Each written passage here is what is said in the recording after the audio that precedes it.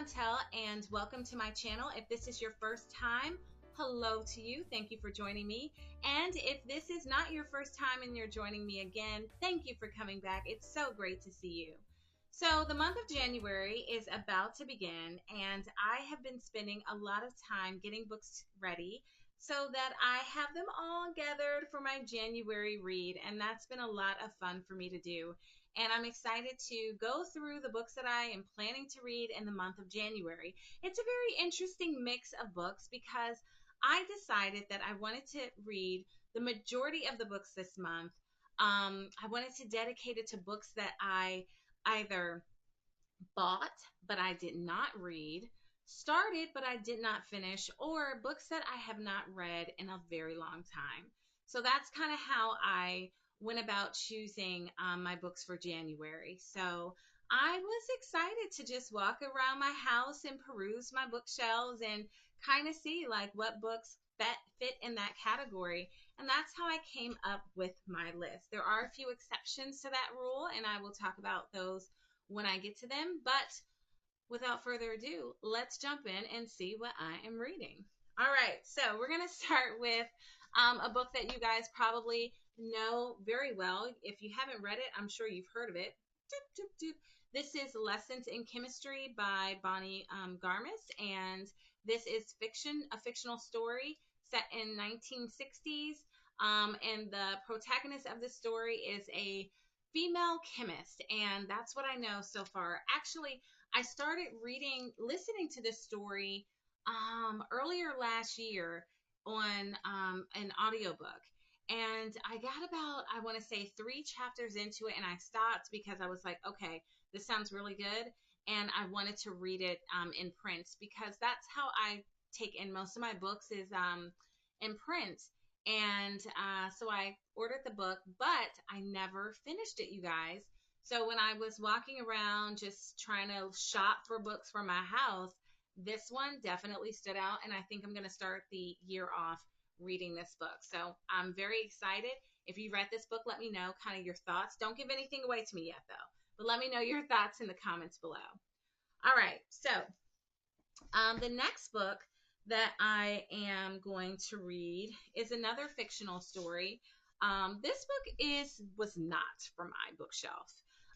So this is an exception to the rule. This book is called Chain Gang All Stars, and it is by Nana Kwame Adjei-Brenyah. And I have not started this, you guys.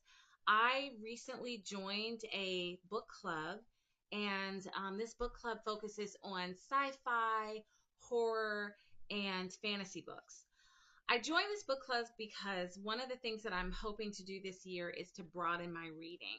And I really do not read those genres. My husband loves those genres. That's not my thing. So I thought, what better way to encourage me and hold me accountable for reading those genres than to join a book club. So this is their January book pick of the month. And all I know about it is that it's kind of like Gladiator and Running Man plot line, but it's set in the future. I don't know like when in the future, but it's definitely set in the future, and it is set in the prison system, so in penitentiary. So that's what I know about this. I'm really excited to give it a try and to read it. I'm also a little nervous about it because it is so outside my genre, so I'm definitely looking forward to coming back and telling you guys my thoughts about this read. I'm also reading another fiction book this January, but I don't have the physical copy with me because I let my sweet sister borrow it. But it's called State of Terror, and it is a political thriller that is written by Hillary Clinton, who was a co-author to Lewis Penny, I believe. That's the author's name. So I'm really excited to read that, as I love political, thrillers and political dramas. And yeah, I'm excited to read that. And that's kind of like a nice little break book for me. It's a nice little like vacation read. So I'm definitely looking forward to finishing that before my holiday vacation comes to a close. So I will tell you about that one too when I finish it. Next is a book that also, like my book club book, is a little different. I did purchase this one. I have no idea what it is or even the genre, guys. Let me just be honest with you. This little find was the $5 Barnes and Noble book deal. So if you've been to a Barnes and Noble and you're in the cafe section, they usually have this little $5 book stand. Whoever came up with this $5 book idea, it was genius. I always get the $5 books. It doesn't even matter what it is. I will pick it up because it's $5. It's like it's screaming at me like, I'm just $5. You have to have me. Like, yeah, it's cheaper than like the drink that I get. So I get the $5 book. I have no idea what this is. Again, I don't even know the genre because I didn't even look inside. I just picked up the book. I'm like, I'll read it. And especially, I like the cute little holiday scene that it has going on. Holidays on ice, you know, we'll see. I'll let you know. $5. It's probably still at Barnes and Noble, so you can go pick it up too. Next, we're going to move into poetry. So, I am reading this January. I'm really looking forward to rereading. This is a reread for me. This is a well-loved book. As you can see, there's coffee stains on the backs. Well-loved book. But I had this book for many, many years. As Nikki Giovanni is one, like basically, she's my favorite poet, y'all. I love Nikki Giovanni. And in this collection is my favorite poem of all time called Resignation. If you have not read that, do yourself a solid favor. Give yourself some love and sit and read Resignation. Or you can also listen to it being read on YouTube. I'm sure there's recordings of it being read. But it's been a long, long, long, long while since I actually sat and just worked my way through this collection of poetry. And my dear beloved poet friend, who I never got the chance to meet personally, but I always felt a personal connection to her, passed away this year at 81 years. Wonderful. And so I thought, what better way to honor her and her legacy and her light than to just sit with her words this January. So I'm really looking forward to spending time with Nikki Giovanni, being inspired and provoked by her words. And so I'm going to read this one. Next, we're moving into nonfiction, and my nonfiction reads for this month. I have this book, The Power of God's Names by Tony Evans. And this book was actually recommended to me by a friend. I really haven't started it at all, but I am thinking about this in terms of personal study, personal devotions, and it really kind of, I think, goes through different names of God and the power that the name like means, and how you can really kind of connect to God in the way of the different names. So I'm really looking forward to reading this book. I have listened to Tony Evans in the past and read a couple of his things, so I'm looking forward to going through this book this January. Next on my nonfiction list is my dear, dear, dear, dear, dear, dear friend, James Baldwin. So this book, James Baldwin, I love James Baldwin. And this book, The Fire Next Time, is one of my favorites. I am rereading this book. I think I've read it probably about 4 times. But I am rereading it because this is a work that my girls and I are studying. And I'm happy to be introducing them to James Baldwin for the first time.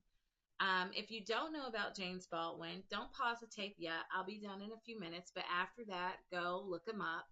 I think that you will like him. You can listen to him in interviews. You can watch debates that he's done. And I actually love to listen to him because he's just such an eloquent and such a powerful speaker, and he's just such a man with a lot of wisdom and just full of grace and truth. Just such a great demonstration of grace and truth. And when I read his words, I hear his words in my head. I hear his language and his cadence as if he's reading to me.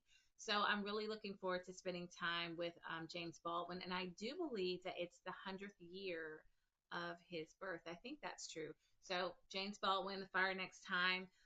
two essays, one written in the form of a letter to his nephew, and the other one is a letter about, I think, the church. So I'm getting into James Baldwin. Okay, in the last nonfiction book, I have to kind of explain it.